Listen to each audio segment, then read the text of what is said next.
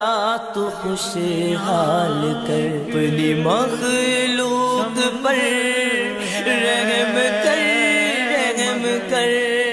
میرے حضور نے یہاں تک فرمایا کہ جو شخص قرآن پڑھتا ہے اس کے لہجے میں لکنت کی وجہ سے یا اجمی ہونے کی وجہ سے وہ اٹکتا ہے اور اس کا لہجہ ٹوٹتا ہے، تو میرے حضور نے فرمایا اللہ اس کو دوہرا ثواب عطا کرتا ہے، ایک قرآن پڑھنے کا ثواب اور ایک اس کو اٹکنے سے جو تکلیف ہوتی ہے، تو فرمایا اللہ اس کا بھی اس کو ثواب عطا کرتا ہے۔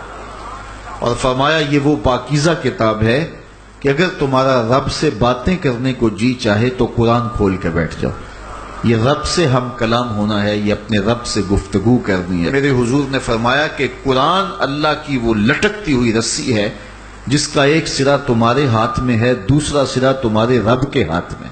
تو خوش نصیب ہیں وہ لوگ جو اس کتاب کے ساتھ جڑ جاتے ہیں اور وہ دھرتی، وہ مقام، وہ جگہیں فیروز بخت ہیں کہ جہاں قرآن مجید کی تلاوت ہوتی ہے۔ گھروں کو قبرستان نہ بناؤ، گھروں میں نوافل ادا کرو اور قرآن مجید کی تلاوت سے اپنے گھروں کو آباد کرو۔ اگر گھر میں روزانہ کی بنیاد پہ قرآن مجید کی تلاوت کا معمول بن جائے تو پھر کوئی جن، کوئی بھوت، کوئی آسیب اور کوئی بدروح آپ کو تنگ نہیں کر سکتی۔ جہاں قرآن کی تلاوت تسلسل کے ساتھ ہوتی ہوگی وہاں جن نہیں ہوگا، وہاں ٹونے نہیں ہوں گے، وہاں جادو نہیں ہوگا، وہاں سایہ نہیں ہوگا، وہاں رحمت الہی کا سائبان تان دیا جائے گا۔ جہاں قرآن پڑھا جائے وہاں نزول باران ہوتا ہے، رحمتوں کی برسات ہوتی ہے۔ اور پھر اگر یہ جگہ اللہ کا گھر ہو، مسجد ہو، تو پھر تو دوہری برکت ہو جائے گی نا۔ وہ میاں صاحب نے کہا تھا نا کہ دودھ اندر جے کھانڈ رلائیے تے مزہ ہو جاوے دونا، کہ دودھ خود بھی میٹھا ہوتا ہے اس کے اندر اگر چینی بھی شامل کر لی جائے۔ یہ روشنیوں کا منبع ہے، یہ مصدر ہے اجالوں کا۔ اس کتاب سے اتنی روشنیاں پھوٹتی ہیں کہ زندگی کے سارے اندھیرے ختم کیے جا سکتے ہیں۔ یہ طمانیت قلب کا سبب بھی ہے، یہ روح کے اجالوں کا سبب بھی ہے، یہ کتاب زندگی ہے، کتاب حیات ہے۔ اس کے بتائے ہوئے اصولوں کے مطابق اگر زندگی بسر کریں گے تو یہ زندگی بھی خوبصورت ہوگی، اور اس زندگی کے بعد ایک اور شروع ہونے والی زندگی ہے، وہ زندگی بھی خوبصورت ہوگی۔ قرآن قبر میں چراغاں کرے گا، قبر میں روشنیاں دے گا، قبر میں اجالا کرے گا۔ اس کتاب کے اندر ایسے ایسے شفا کے نسخے رکھے گئے ہیں کہ ہماری زندگی کے روز مرہ مسائل کا حل ہے۔ مثال کے طور پہ آج کل ہر بندہ معاشی طور پہ پریشان ہے، تو سورہ واقعہ صرف 3 رکوعوں پر مشتمل ہے۔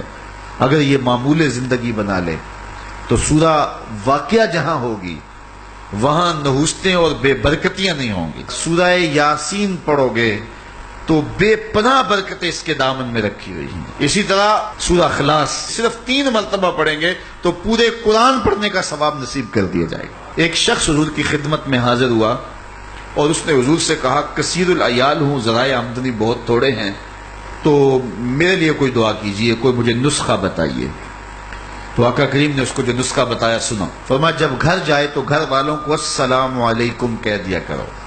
یہ کتنا سوکھا نسخہ ہے اور کتنا اچھا وظیفہ ہے، گھر والے بھی خوش، اللہ رسول بھی خوش۔ اس کے بعد 1 مرتبہ سورہ اخلاص پڑھ لیا کرو، غربت توڑ نسخہ۔ جب بھی گھر جاؤ السلام علیکم، اس کے بعد 1 مرتبہ سورہ اخلاص۔ اور میرے حضور نے فرمایا کبھی ایسا ہو کہ تو گھر جائے، گھر میں کوئی بھی موجود نہ ہو، تو فرمایا عمل چھوڑنا نہیں، فسلم علیہ، پھر مجھے سلام کہہ دینا۔ وہ اپنے نام لیواؤں کو تنہا چھوڑتے کب ہیں، جہاں ہم دم نہ ہو کوئی وہاں سرکار ہوتے۔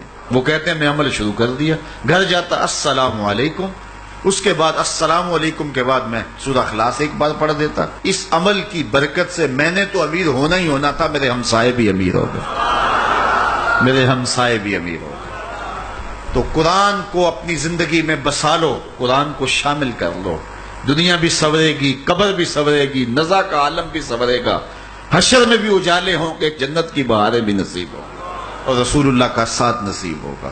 تو اس کتاب سے جڑو، اس کو ورق ورق پڑھو، اس کو حرف حرف پڑھو، اس کو رکوع رکوع پڑھو، اس کا ایک ایک آیت ممکن ہو تو ایک ایک آیت روز پڑھ لو، اور اس کو ترجمے اور تفسیر کے ساتھ، توضیح کے ساتھ، شان نزول کے ساتھ اس کتاب اللہ کی تلاوت کا معمول بناؤ۔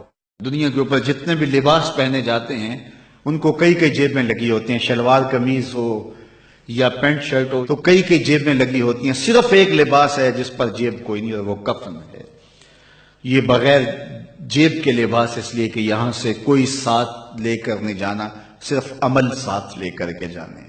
لیکن حب دنیا اس طرح رچ بس گئی ہے کہ بس سویر سے لے کر شام تک بھاگم بھاگ اسی پہ لگی ہوئی ہے۔ جس نے ڈھیروں اکٹھے کر لیے چین اسے بھی نہیں آ رہا، قرار اسے بھی نہیں ملتا، اور اگر کسی سے پوچھو تو وہ کہتا جی بس روٹی کے لیے لگے ہیں، پیٹ کے لیے دھندا کر رہے ہیں۔ پیٹ تو 2 روٹیاں صبح مانگتا ہے، 2 شام کو مانگتا ہے، چلو 2 دوپہر کو بھی دے دیں اس کو۔ یہ اتنا کچھ کیوں ہو رہا ہے؟ یہ حب الدنیا و کراہیت الموت، یہ دنیا کی محبت، اور حب الدنیا راس و کل خطیہ، ہر گناہ کی جڑ دنیا کی محبت ہے۔ آقا کریم نے فرمایا مجھے اس بات کا کوئی ڈر نہیں ہے کہ میرے بعد تم شرک میں مبتلا ہو جاؤ گے، بت نہیں پوجو گے، تم شرک میں مبتلا نہیں ہوگے، مجھے اس بات کا ڈر ہے کہ میرے بعد تم دنیا دار ہو جاؤ گے۔ دنیا میٹھا خواب ہے، اور اس دنیا کے اوپر ہم آئے ہیں چند دن کے لیے، لیکن لگتا ہے کہ یہاں سے ہم نے جانا ہی نہیں ہے۔ سامان 100 برس کا، پل کی خبر نہیں۔ تھوڑا سا وقت ہے، اس وقت کی حفاظت کیجئے، اس کو یاد الہی میں گزاریے۔ آج موقع ہے، توبہ کا دروازہ کھلا ہے، کل یہ دروازہ بند ہو جائے گا۔ اس وقت کے پچھتاوے سے کوئی فائدہ نہیں ہوگا۔ آج کا پچھتاوا کل کی بہتری کی ضمانت ہے۔ وقت پر کافی ہے قطرہ بھی آب خوش ہنگام کا، جل گیا جب کھیت برسا می تو پھر کس کام کا۔ آج موقع ہے، وہ کسی نے کہا تھا آج ساوی نے کھلے راوی نے، انج ٹوک نوکھڑے ٹکڑے نہیں۔ روز ایسے وقت نہیں آتے ہیں، آج وقت ہے، آج توبہ کا در کھلا ہے۔ مغرب سے سورج طلوع نہیں ہوا، یہ ڈوبتا سورج ہمیں روز کوئی خبر دیتا ہے کہ جناب تم بھی ڈوبنے والے ہو۔ یہ سڑکوں کے کناروں پہ بھی قبرستان دکھائی دیتے ہیں، اور آبادیوں کے اندر بھی یہ ہمیں بتاتے ہیں کہ تم مٹی کا رزق بننے والے ہو۔ یہ بڑھاپا، یہ جو ہے وہ ڈھلتی جوانی، حضرت یعقوب علیہ السلام نے اسرائیل سے وعدہ لیا تھا کہ میری روح قبض کرنے کے لیے اچانک نہیں آنا، پہلے کوئی قاصد بھیج دینا تاکہ میں موت کی تیاری کر لوں۔ حضرت اسرائیل نے وعدہ کر لیا کہ میں آپ کو پہلے ضرور بتاؤں گا۔ ایک عرصہ گزرا تو حضرت اسرائیل حاضر خدمت ہوئے، پوچھا کدھر آئے ہو؟ کہا قبض روح کے لیے آیا ہوں۔ کہا تم نے تو وعدہ کیا تھا کہ اچانک نہیں آؤں گا، پہلے کوئی قاصد بھیجوں گا، تم نے تو کوئی قاصد نہیں بھیجا۔ حضرت اسرائیل عرض گزار ہوئے حضور آپ کے سامنے کتنے لوگوں کی موت واقع ہوئی، یہ میرا قاصد نہیں تھا تو اور کیا تھا۔ ابھی ہم آ رہے تھے، یہ تھوڑا سا لیٹ اس لیے ہوئے کہ راستے کے اندر ٹریفک جام تھی، تو آگے کیا تھا کہ کسی گاڑی نے ٹکر ماری اور بیچ چوراہے میں لاش پڑی تھی۔ وہ صبح تو ہنستا ہوا گھر سے آیا ہوگا، لیکن اب اس کے گھر میں اس کا جنازہ پہنچے گا۔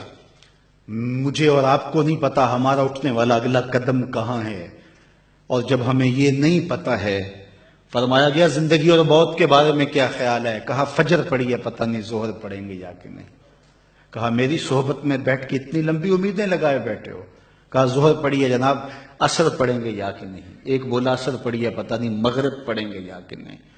ایک نے کہا ایک رکعت پڑی ہے، پتہ نہیں دوسری رکعت بھی پڑھنی نصیب ہوتی ہے یا نہیں۔ فرمایا یہ سب تمہاری باتیں، میں تو کہتا ہوں ایک طرف سلام پھیرا ہے، پتہ نہیں دوسری طرف سلام بھی پھیر سکیں گے یا کہ نہیں۔ کیا موت اتنی قریب نہیں ہے؟ میں اور آپ اپنی آخرت کے لیے کیوں نہیں سوچتے؟ اپنی زندگی کو کیوں نہیں بدلتے؟ توبہ کا در کھلا ہے، کل نہیں ہوگا۔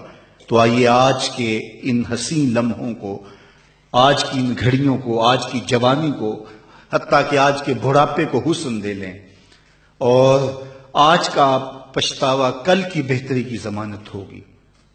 کل کا پچھتاوا سوائے دکھ بڑھانے کے اور کچھ نہیں ہوگا۔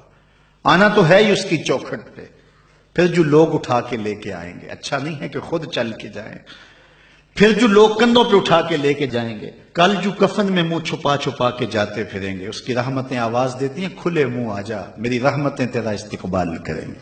جو باغی ہے اس کی چوکھٹ اور دہلیز کو چھوڑ کے بغاوت کر کے بھاگ رہا ہے، اس کے حکموں کو توڑ کے جا رہا ہے، اس کو اس کی رحمتیں آوازیں دے رہی ہیں۔ کیا یا ایھا الانسان